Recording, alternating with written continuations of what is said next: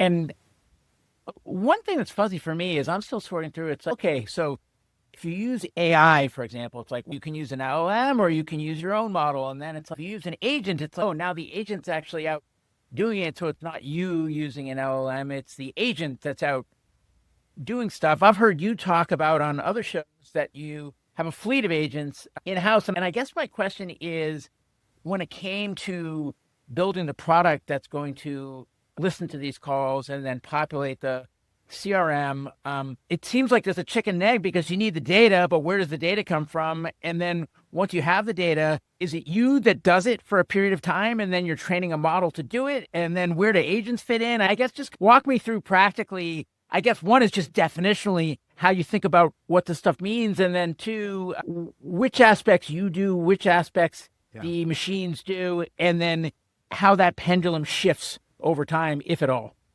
Yeah. So as a business at the application layer, we don't train a model.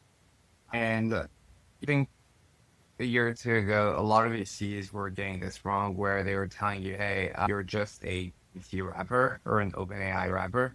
The reality is that as a business at the application layer, you should not train a single model. You should spend time on improving the infrastructure of your product, on improving the UI, on making sure that you're building things that users want.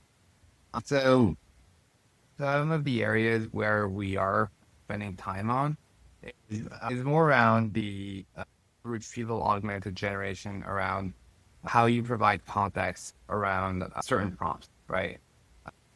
Within your product. So let's say you have a product for sales for a specific type of business.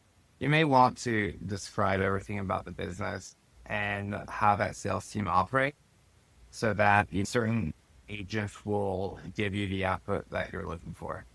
So that's like the world where those startups at the application layer are at today. And then over time, yes, when you're having agent to agent interoperability, they will speak to each other. There's a lot of thinking around how you take the unstructured data and restructure it into specific output, whether it's through a JSON or whether it's however you want to structure it.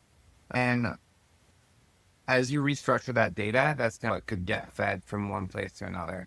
The whole point here is that you shouldn't really think too much about how you're going to train any models or these agents should be talking to one another. I think that there's a lot being built at the infra level around the models getting better. And now MCP and also AQA, the protocols that are getting adopted, those are also going to get better and better. And so you may not want to go against the wave there. You want to ride the wave the right way. And so you want to think about how these different models and protocols are going to keep getting significantly better over the years, and how you should build a platform that only keeps getting better as these models get better. Right?